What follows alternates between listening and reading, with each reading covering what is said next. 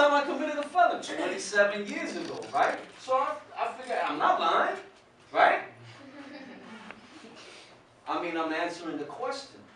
But this is what it is. It's there to make it hard, you know. Nothing is easy, you know. We blame. I mean, we do wrong things. Yeah, you know, it ain't fair about society that, you know, they keep us in there, or they make, you know, we kill each other, and or 90, most of the people that are in prison. Well, not most. You got more. There's more whites actually in prison than there is Latins and blacks.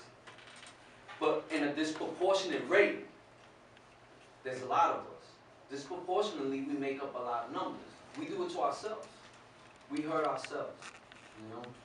We hurt ourselves. We put us, you know. How many times, you know, you walk down a block and you see a crew of white people, they don't mess with you.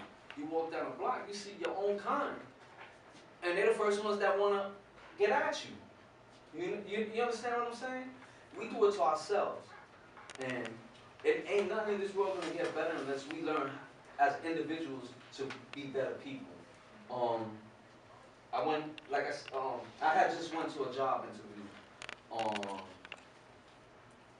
And I don't want to keep everything on the negative, you know what I'm saying? So I had, it was like 8 months ago. I went to a job interview, and I figured, you know, all right, you know, let me cut it out. Let me keep it up front and be honest, you know, and talk to this person and explain everything. And I did it, and I wound up getting a state job, you know. I wound up getting a state job, and I worked for the state.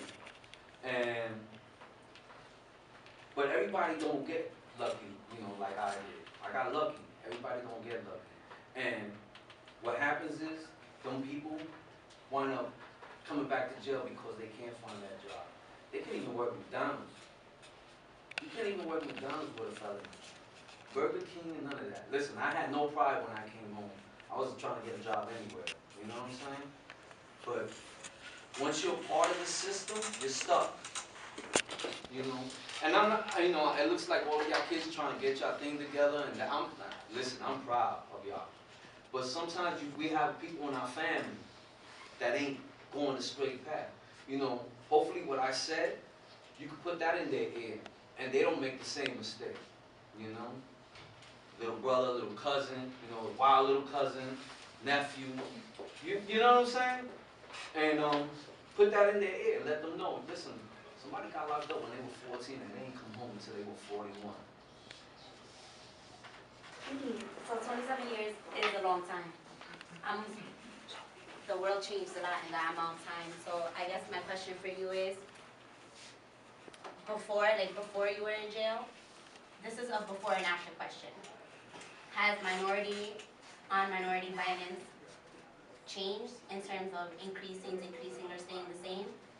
And what other changes have you seen, like socially? It really hasn't changed. All right, back in the days, when I first was growing up, you had gangs. The gangs wasn't the Bloods, it wasn't the Crips, it wasn't the Kings, but you had gangs, and it was dealing with blocks. You had this block had a gang, that block had a gang, this block had a, and they were killing each other. The only thing that changed is different gangs. That's all that changed, you know. I don't know what it is with us. We hate each other. I'm serious. I really don't know what it is with each other. Listen. We make excuses, you know, a lot of times for what we do. Listen, he disrespected us, you know. A lot of the times it's not even life-threatening situations. My situation, you know, I'm gonna be honest. Back then I thought it was life-threatening, but this guy would never do nothing to me. Both of them, they would never harm me. You know, I just felt disrespected, and you know, they violated somebody that I love, and I could have easily beat the shit out of them, but I didn't. You know, it's no different. Everything's the same. We're just gangs are more organized. a little more organized as far as being bigger, you know. But as far as like, you know, it's being any different now. We always been killing each other, and you know, and we make excuses for it. You know? You said in prison the groups, like the minorities, were segregated. Yeah. How would a Latin person who looks black be? Excuse me? How would a Latin person who looks black be like? You would still be with the Latinos. You would still be with the Latinos. What is it? If you were black and Latin. If you was black and Latin, that's a choice on you. That's a choice on you. Listen. It doesn't mean you're racist. I'm gonna be honest with you. Most guys in that situation are really not racist. It's just the situation that you're in. You're forced to choose. You know, where the Bloods, the majority of them in jail are black. The Kings, they're Spanish. You got Dominican Power. They're all Dominicans. They have a few, you know, Puerto Ricans and Colombians in them, but, you know, predominantly the Dominicans. You have the Yard Boys, the Jamaican, you know. They got their crew. You know, there's all crews, you know. It's just like that, and that's what it is, you know. Numbers is power, and it's not just with prisoners against prisoners. Because say, you know, he's part of my clique, the police beat him up. We're moving on to police too. It's just like that. It's, you know, it's not even, at one point, back in the early 80s and 70s, it was basically Brooklyn, Bronx, Manhattan, but that changed when like the Bloods, the Kings, and all that came in. A lot of that changed. Going into jail, like, what was your mindset? I remember, like, a few weeks ago, so a group of my friends, like, we were talking about, like, say we ever got locked up, like, what's the first thing you gotta do to make sure, like, niggas don't fuck with you, like? Well, I'm gonna be honest with you. You're always gonna be fucked. I don't care. Listen. How many people know people that was in jail? All right, everybody you know that was in jail said they were running jail, right? They were doing their thing. Listen to me. They lying. They are lying. They are lying. First of all, nobody with a 3 to 6 or 4 to 5 or whatever is going to tell somebody with 40 years what to do. Remember that. Remember that. You know what I'm saying? He's not going to tell nobody with 40, 50 years, 100 years what to do.